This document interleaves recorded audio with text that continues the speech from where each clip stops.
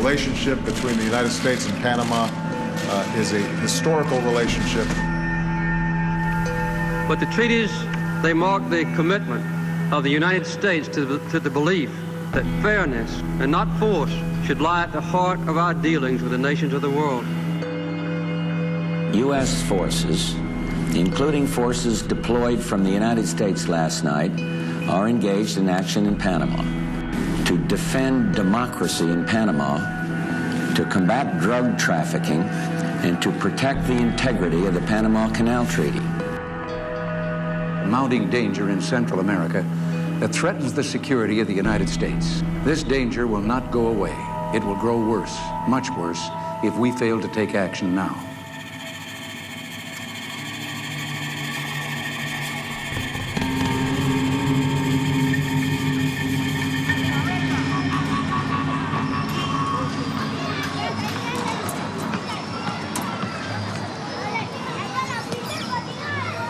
Mi recuerdo de infancia es bello. Literalmente Panamá era un paraíso.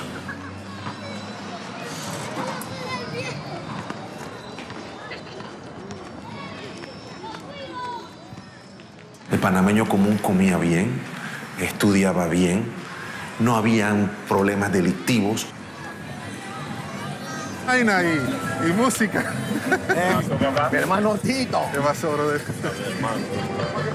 ¿Cómo va todo? ¿Todo bien? Ahí tranquilo, aquí tomando un café, refrescando. Claro, hay que refrescarse. Ahora venía allá arriba mi mamá. El barrio estamos refrescando. El barrio siempre llama. Siempre refresca. Sí, siempre nos parecemos, ¿sí o no viene? Se te ve más joven, así. ¿Te acuerdas de la panadería que estaba acá? La ya pan caliente. Pan caliente. Pan caliente, hermano. Qué sabroso. De la tarde. Sí, por aquí. ¿Ustedes qué hacen aquí a la Ya cena? se ha perdido mucho la cultura del barrio, se ha ido a pique. Y eso duele, brother, eso duele. Claro. ¿Cómo es el barrio hoy en día? Sí, ¿cómo es el barrio hoy en día? ¿Qué ha pasado? Seguimos viviendo adelante, tú sabes, ¿no? Con todo eso que el gobierno nos ha olvidado. Sí. Nos olvidaron en su totalidad. Estuvo mal. Los chorrilleros lo trataron mal. Y ahora lo que estamos tratando de echar para adelante y sobrevivir, ¿no? Claro, pero es que el barrio ha cambiado mucho. El barrio ha cambiado mucho. El barrio no es el barrio de antes. El barrio ha cambiado y Panamá también. Hoy, lo que más llama la atención son sus rascacielos y su estructura fiscal. Hemos venido a verlos y también a descubrir lo que no se ve a simple vista: los miles de muertos tras una invasión que permanece oculta. Si en un lugar conocen lo sucedido, es en El Chorrillo, el barrio que ha cambiado. Quedamos con Ernesto en las calles donde creció.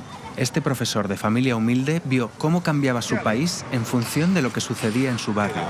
Frente a su casa estaba el cuartel militar desde el que supuestamente se gobernaba la nación. Lo que era, o de lo que se conoce hoy día en El Chorrillo, casi se ha borrado todo, ¿no?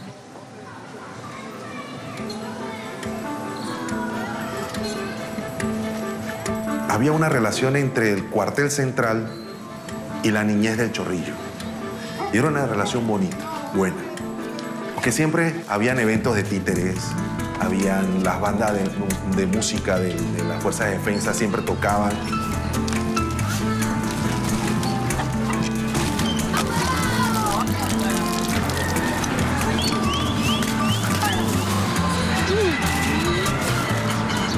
Nosotros jugábamos alrededor del cuartel central. Era hijo de un militar, entraba y salía cada rato del cuartel central. Era como el patio grande de mi casa.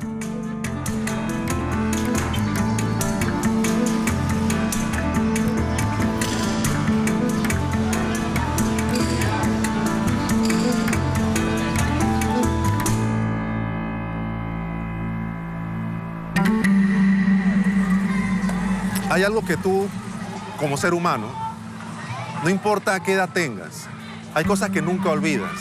A lo mejor no te acordarás de la hora ni de la fecha. En realidad hay una cosa que yo nunca olvido, es el olor a muerte que había aquí en este barrio.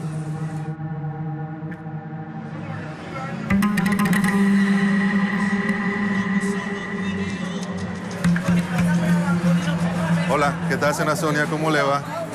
Un poquito. Y a visitar a mi mamá como siempre, ¿no?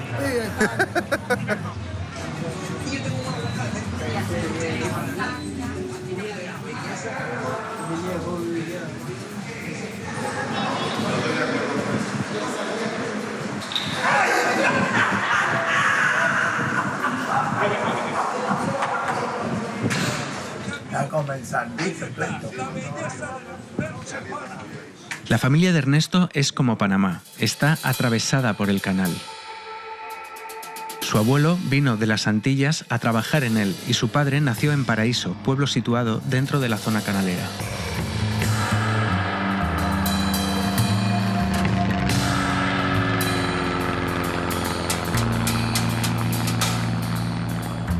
Es casi nuestra razón de ser, nuestra existencia.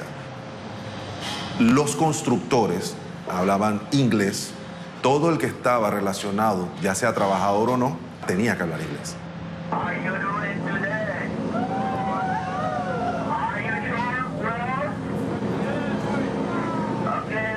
La historia de Panamá está marcada por el canal que lleva su nombre y por otra nación con la que ni siquiera hace frontera. Estados Unidos separó al país de Colombia para construir la vía marítima. Así, sus mercancías no tenían que viajar de costa a costa en tren atravesando las montañas rocosas, un hito histórico en la ingeniería a un precio brutal. 35.000 trabajadores murieron mientras crecía el comercio norteamericano.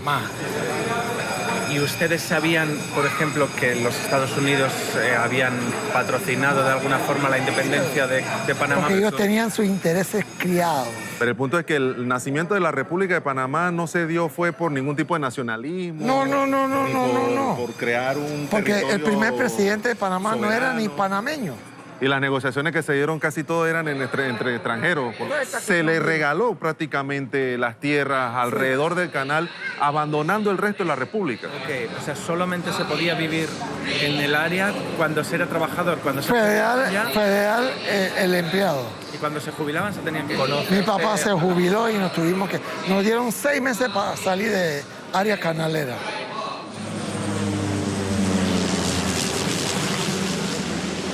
En la zona del canal vivían los trabajadores del mismo junto a sus familias y los directivos, además de miles de soldados estadounidenses en 12 bases militares. Pero aquí había muchos norteamericanos que todavía pensaban que podían tratar de someter al panameño y el panameño no iba a aceptar eso. Pero los panameños normales no podían estar acá, no podían estar acá. Le preguntaban si tiene privilegio. Si no tiene, para afuera. Privilegio, tenía que estar acá. Estaba el policía soneita. Privilegio se llamaba. Sí, privilegio. I need your identification. Who are you coming to visit? Who is the owner of the house where you're going? Out of here. I'm going to call it out of here. Para mí era un juego. Lo veía como un juego. Entrar, que me corretearan los soneitas, salir, entrar a escondidas, salir. Para mí ese era un juego. Pero ya cuando entré a mi colegio, ahí empezaron a contarme cosas. Este es mi suelo, donde yo nací. No.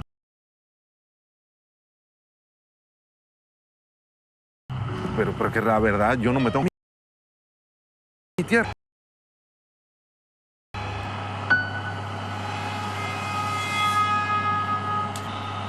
Estados Unidos surgió con una idea expansionista, en la medida que ellos fueron consolidando su poder político, económico y militar para la expansión del comercio mundial. Todos sabemos que los norteamericanos estuvieron aquí cerca de 150 años antes que se fueran en el 2000. La historia reciente de Panamá sigue generando controversia y es motivo habitual de debate. Ernesto es profesor de marketing en la universidad. A sus alumnos les explica que para hacer negocios es fundamental conocer el lugar donde invertir, es decir, conocer la historia. Nosotros tenemos que construirnos un futuro en base a las cosas que han ocurrido en el pasado, porque se pueden repetir. Por eso es importante el tema de la historia, porque conociendo su historia, conociendo su pasado, ustedes pueden hacer un mejor presente y construir un mejor futuro. En otra clase de la universidad, el historiador César del Basto se lamenta de que el pueblo panameño apenas conoce su pasado, a pesar de que en los colegios se imparte una asignatura sobre la relación de su país con Estados Unidos. El colonialismo y la zona del canal y el canal en manos de Estados Unidos impedía al país desarrollarse, principalmente porque Panamá no se beneficiaba de la explotación de esa ruta interoceánica mundial. Entonces Panamá necesitaba eliminar esa presencia. Eso se logró a través de un régimen cívico-militar, no a través de una dictadura. En 1972, el general Omar Torrijos es nombrado líder de ese régimen cívico-militar y acomete la modernización del país. Firma, junto a Jimmy Carter, el tratado por el que Estados Unidos se compromete a devolver el canal, pero Torrijos muere en extrañas circunstancias. Estados Unidos, todo el que se le alzaba con una posición anticolonial o patriótica era calificado de enemigo de Estados Unidos. Estamos hablando de que Torrijos lo asesina en el 81. Se dan unas elecciones en el 84 donde se impone un candidato favorable a Estados Unidos. ¿Cómo fue el periodo de Noriega y en específico cómo era la relación con Estados Unidos? Noriega jugó un papel muy importante ahí. Manuel Antonio Noriega es ascendido a general y se erige en el heredero político de Torrijos. Noriega es un personaje compuesto de claroscuros. Fue a la vez colaborador de la CIA, del Cártel de Medellín y de las revoluciones cubana y sandinista. Y eso significó entonces enfrentar a Bush. Enfrentarlo de manera que no se impusiera su política en el área. Se convirtió en un peligro para Estados Unidos. Estados Unidos arremetió fuertemente contra el país, porque su objetivo era liquidar la fuerza de defensa, sacar a Noriega del poder y restaurar a su vieja oligarquía incapaz y corrupta que gobernó hasta el 68. Cuando Estados Unidos siente que ha perdido por completo el control de Noriega, abre varios procesos penales contra él y amenaza con intervenir en el país. Pero pocos esperaban la crudeza de su actuación.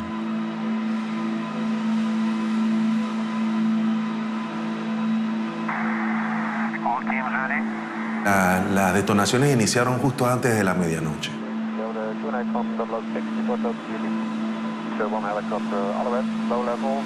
Prácticamente la noche se volvió de día de las explosiones. 3, 2, 1. Y fueron una tras otra. Tran, tran, tran. Y las detonaciones eran tan fuertes que estremecían el edificio y hubo una gran detonación que hizo que todas las ventanas del edificio, desde el piso arriba, cayeron como si fuera una falda, como si fuera una ola. Atención, atención, atención. ¿Por qué ustedes siguen resistiendo lo inevitable? Su resistencia es posible. Sus vidas están siendo sacrificadas por un dictador corrupto que ha arrastrado este país a una guerra civil. Los Estados Unidos no tienen nada en contra de ustedes, ospeones. En un plan personal... Y cuando salimos afuera, la escena era dantesca. Un infierno. Habían cadáveres, las llamas de los caserones de madera. Las salidas eran como si fueran luces o láseres o algo así que salían de un lado para otro, el helicóptero tirando, o sea, era algo espantoso.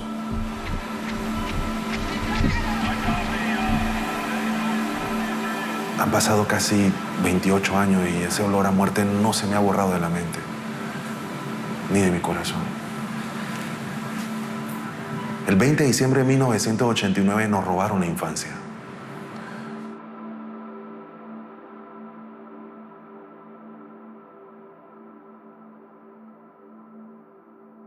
El cuartel central del ejército quedó en pie porque la mayoría de las bombas cayeron sobre las casas del Chorrillo, que eran de madera. El barrio se convirtió en cenizas. ¿Tú estabas acá en la invasión? Yo vivía allá abajo. ¿A dónde? Al frente de la iglesia. Ah, al frente de la iglesia. No hay una cifra oficial de muertos. Hay organizaciones que hablan de 500, otras lo elevan hasta los 7.000. Los sucesivos gobiernos apenas lo han investigado. Por eso, durante años, Ernesto y otras víctimas han recogido el testimonio de los supervivientes con ayuda de algunas organizaciones humanitarias. Estamos representando a estas 272 familias y los otros a los cuales no podemos alcanzar por motivos de la ocupación. Y son todos los civiles y no combatientes que han sido afectados. ¿Cuántos son? No sabemos. Fuimos los conejillos de India, porque imagínate los armamentos que ellos tenían y una población civil que tenía, nada. Nada que sucedía aquí obligaba a los Estados Unidos a intervenir, y mucho menos de la manera en que lo hicieron. Nada de lo que sucedía aquí en Panamá obligaba a que fueran tan brutales con la población civil. ¿Ustedes recuerdan este momento o cómo reaccionaba la población ante estas amenazas que venían de la megafonía? Prácticamente nos agarraron dormidos. Y no por defender a ningún Noriega. No, y esto no es por defensa de Noriega. Es más, nosotros estamos bien seguros de que Noriega era empleado de la CIA. Bush era jefe de él. El gobierno de Estados Unidos pudo agarrar a Noriega, pero no lo hizo. La masacre que ellos hicieron, ellos tiraban una granada y eso se volviera esquirlas. Eso era lo que tiraban, ¿no? Ahí en el edificio que recuerdo que agarró un hueco desde el techo, en el quinto piso, desde el techo hasta donde nosotros estábamos, que fuimos donde uno de los vecinos. ¿La memoria de la invasión está viva o la gente está pensando en otros temas? Siempre se habla cuando viene la fecha, o siempre hay una conversación, un tema, y quedamos en lo de la invasión. Eso es algo latente, diario. Todos los temas quedan ahí. Todos los temas quedan ahí. Documentos de civiles a la vida de los militares. ¿A dónde voy a dar?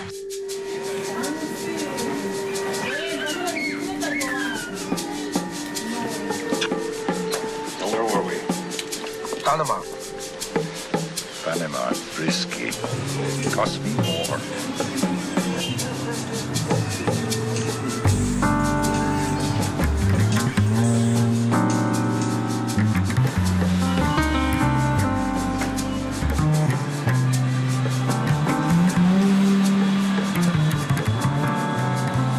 Y más que censurar a lo que hicieron los norteamericanos aquí en la invasión de tanta muerte innecesaria, yo culpo más bien al gobierno panameño, porque ellos pudieron haber evitado esa masacre.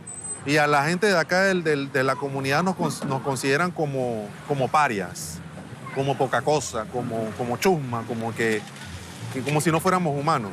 Y después, no solo maltratados en el momento, sino... Y nuestra propia gente, los gobernantes que estuvieron, trataron como basura. ¿Para qué tanta muerte? Entonces, peor aún, hacen la masacre, gobiernan el país y se gobiernan encima de los cadáveres de inocentes. Por eso es que hemos tenido la maldición, han pasado 28 años y aquí tenemos corrupción, tenemos pandillas, tenemos altos costos de la vida. Aquí no se puede vivir de esa forma. ¿Dónde está la salvación? Mira, aquí está el Chorrillo, el mismo Chorrillo de hace 20 años, de hace 30 años, no puede ser. Que tenemos los mismos problemas, no puede ser. ¿Dónde está la salvación? ¿Ah? Con las privatizaciones, la corrupción, aquí es una cosa bárbara.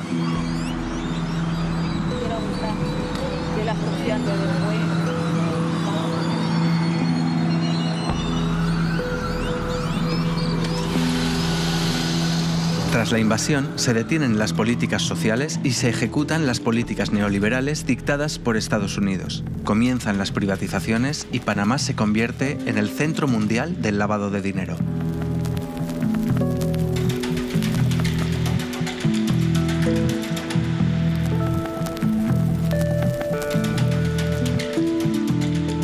Crecen las desigualdades y también los rascacielos. Vivir en pisos altos se convierte en la prueba del ascenso social. Ernesto se compró un apartamento en el piso 20 y fundó una empresa que no tardó en quebrar. Todo lo que se genera aquí en Panamá son para beneficios incluso hasta mundiales, que el panameño ni tiene idea de qué tipo de negocios hay. Lo único que sí ve son los grandes edificios, sí ve los millones que hay por aquí, los millones que hay por acá, pero el panameño común tiene el problema de tener el dinero, el pasaje de 25 centavos para poder moverse.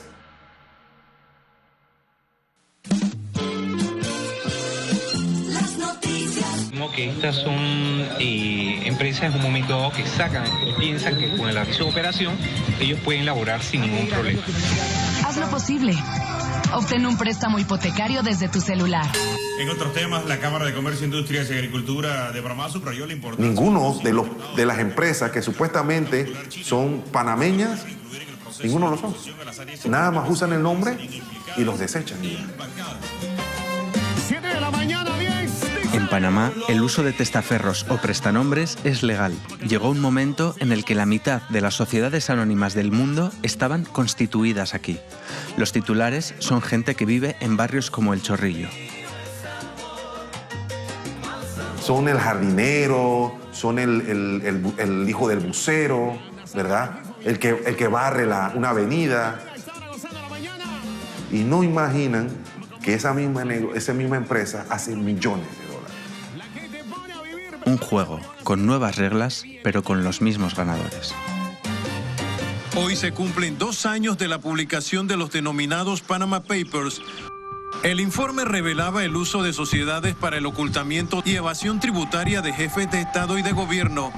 Puso el nombre de nuestro país en el ojo de la tormenta. Con los papeles de Panamá supimos que gobernantes, mafiosos, empresarios, multimillonarios del mundo entero usaban empresas panameñas para evadir impuestos. El escándalo dañó la reputación del país y de sus bufetes, aunque no todos tienen la misma opinión. El abogado Adolfo Linares cree que se trata de una campaña que amenaza la soberanía nacional y defiende la competencia fiscal entre estados. A ningún país se le puede imponer o se le debe imponer que regulaciones en contra de su propia voluntad, que es lo que está pasando ahora mismo, ¿no? El abogado y excontralor Alvin Whedon defiende que Panamá debe dejar de ser un paraíso fiscal. Yo tengo 40 años de abogado y hace 20 años que no hago una sociedad offshore. No me interesa ese negocio. Porque no me interesa estar exponiendo mi nombre a que de pronto esa sociedad caiga en manos de un delincuente internacional y yo aparezca en titulares de periódicos. La competencia fiscal, como toda competencia, no solamente es beneficiosa, sino que debe ser promovida, pero además es un tema soberano. Es lo que yo llamo el nuevo imperialismo del siglo XXI. El nuevo colonialismo del siglo XXI, que ya no es de invasiones, de guerra, ni de territorios, sino a punta de regulaciones absurdas y que son regulaciones que se aplican para uno, pero para otros no. ¿Con qué objetivo un extranjero puede querer comprar una sociedad anónima panameña? Un 30 o 40% de las sociedades panameñas son usadas por maleantes internacionales. Eso es absolutamente cierto. Otro 15-20% por evasores internacionales o evasores del fisco de sus respectivos países. ¿Y qué decir de la lista de todos los políticos corruptos del mundo? Ya sea Europa, Estados Unidos, Panamá, todo el mundo usaba la estructura panameña.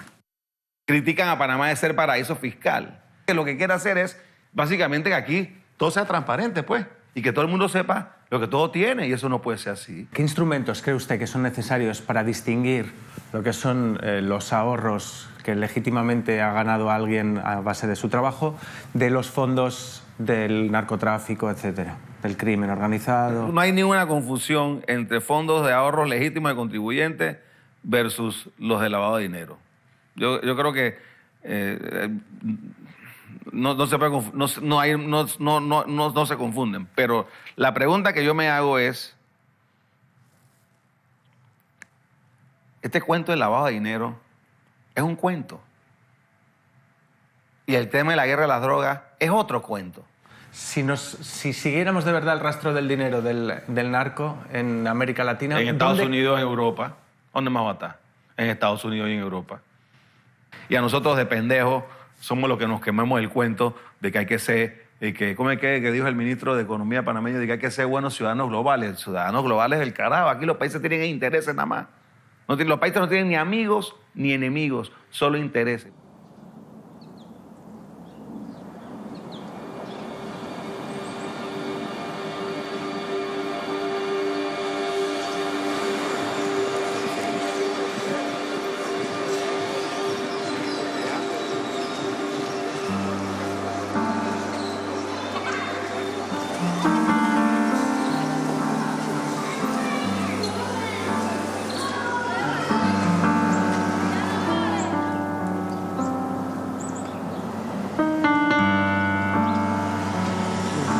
Yo siempre había querido venir acá para que me enseñara dónde era su infancia.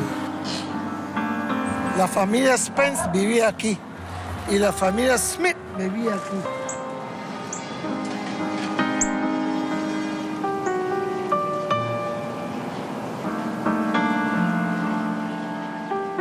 Definitivamente es así. Sí, el que termina poniendo a los muertos es otro. Y otros se llevan el beneficio. Y el que se ganó el beneficio se va calladito. Y no ha pasado. Con todos los millones, con todos los beneficios. No millones, billones. Billones, ¿verdad? Por corrupción. Ah. Por corrupción. Y Fueron el los dos gobierno golpes. americano aprovechó. Claro, siempre se aprovechan de cuando los otros están contra el piso, hay unos que vienen y se aprovechan. Y ellos mismos son partícipes de esa corrupción. Claro, la alientan, la incentivan.